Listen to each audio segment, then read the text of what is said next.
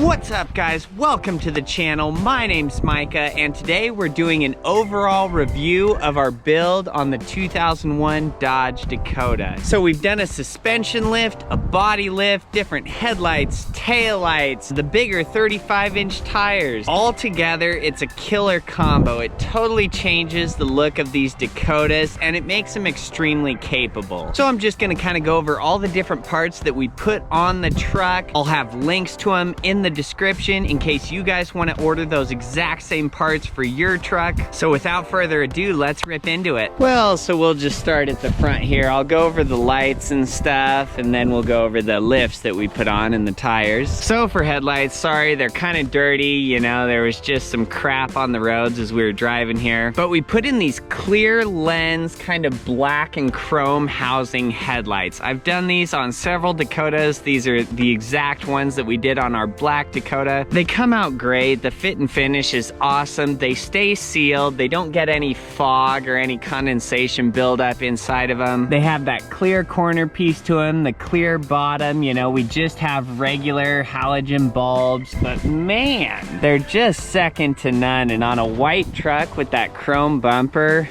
wow, it's hard to compete with that.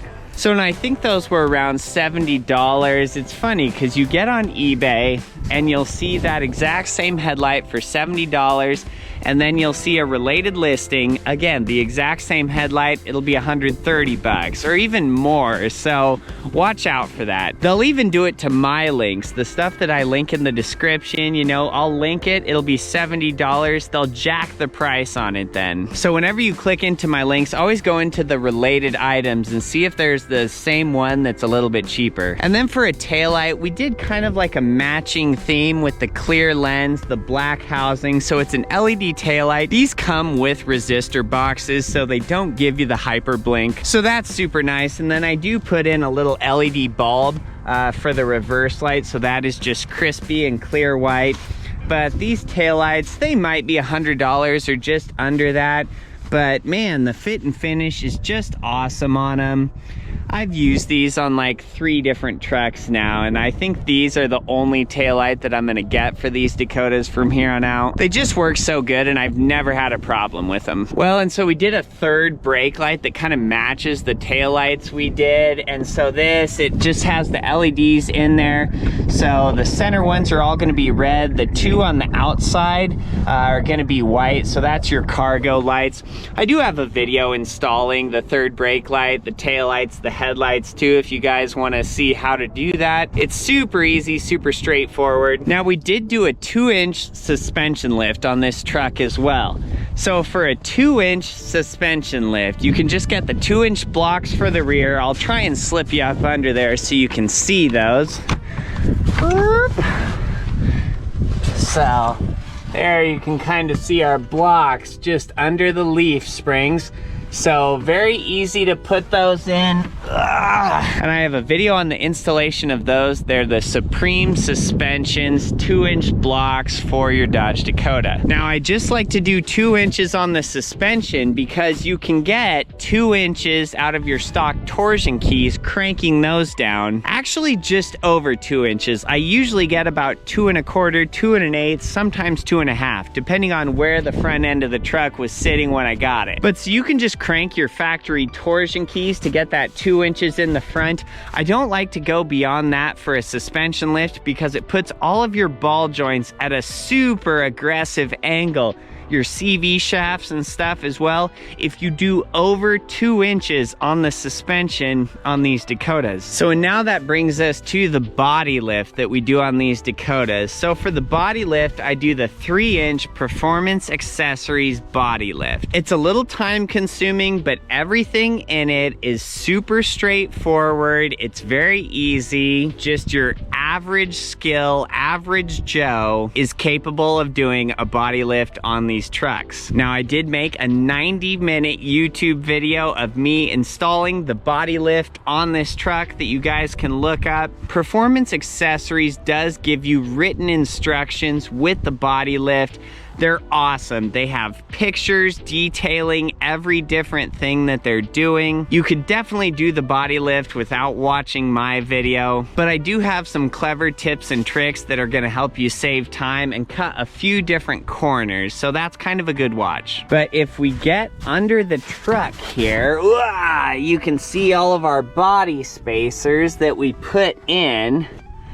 So, and that is just holding that body 3 inches higher off the frame than it would sit from the factory. It comes with your bumper raising brackets, you know, for the front and for the rear, because otherwise you'll have a 3-inch gap between your bumpers and the body. So it comes with everything, a steering shaft extension as well. So when I first got into these Dakotas, I really wanted one lifted 6 inches or so, and I found that the best way to do that is just to do a couple inches from the suspension, get 3 inches from your body lift, then the tires. So we have 35-inch mud tires on this truck. You will not be able to fit 35-inch mud tires without getting 2 inches from your suspension and 3 inches from a body lift. So the tires that I chose for this build are gonna be the RBP, which stands for Rolling Big Power. And then we have the 16-inch rims on this one, so they're gonna be a 315/75 R16. You probably can't see it really with the snow and crap on the side of our tire. So with it being a 35-inch tire, the truck comes factory with a 31-inch tire. So our tire overall is 4 inches bigger than a stock tire, but you only get 2 inches of added lift from those tires because you have to figure that from the center axle there down to the bottom, you know, which is just 2 inches gained. Obviously, you don't get the full 4 inches towards your lift stats, but so we got an extra 2 inches from the tires. So 2 inches from our suspension, 3 inches from our body, and then an extra 2 from the tires puts us at a grand total of 7 inches lifted above what a stock height Dakota is. So, and you can definitely tell, it's hard to tell on camera. Like, I'll set the camera down here so I can stand next to it so you can see, like, my knee is here, so the bottom of the cab is above my knee.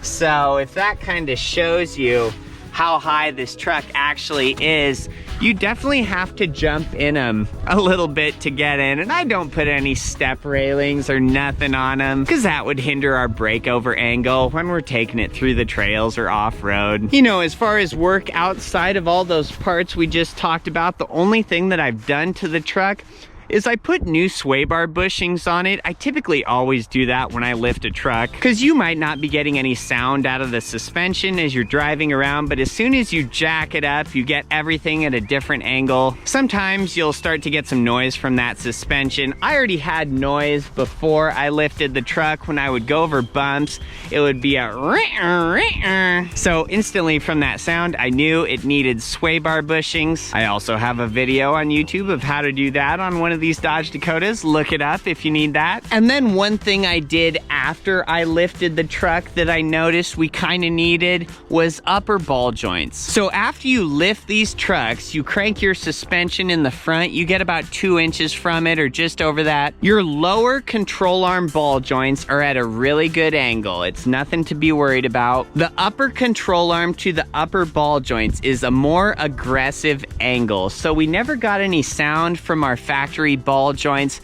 before the truck was lifted. After we lifted the truck, I started to get some noise from the upper ball joints when we would go over bumpy or rocky stretches of road or trail. And the noise that your upper ball joints will make when they're kind of on their way out, if I were to relate it to something, it would sound similar to if you had an old wooden dresser with wooden drawers and you had that drawer slightly pulled out, jiggle it around a little bit. That is the sound that your upper ball joints will be making, kind of a popping, kind of a hollow, woody type noise. That's probably a horrible description, but that's literally what it sounds like. So if you get kind of that popping knocking noise, that is the sign that you need upper ball joints. So we did that, and the truck is so solid. It just cruises great. So super happy with the whole build. Everything has turned out awesome. Yet again, we didn't run into any crazy problems on it. You know, a few hiccups here and there. We had one with the steering stem. We broke off one bolt that was on the bed.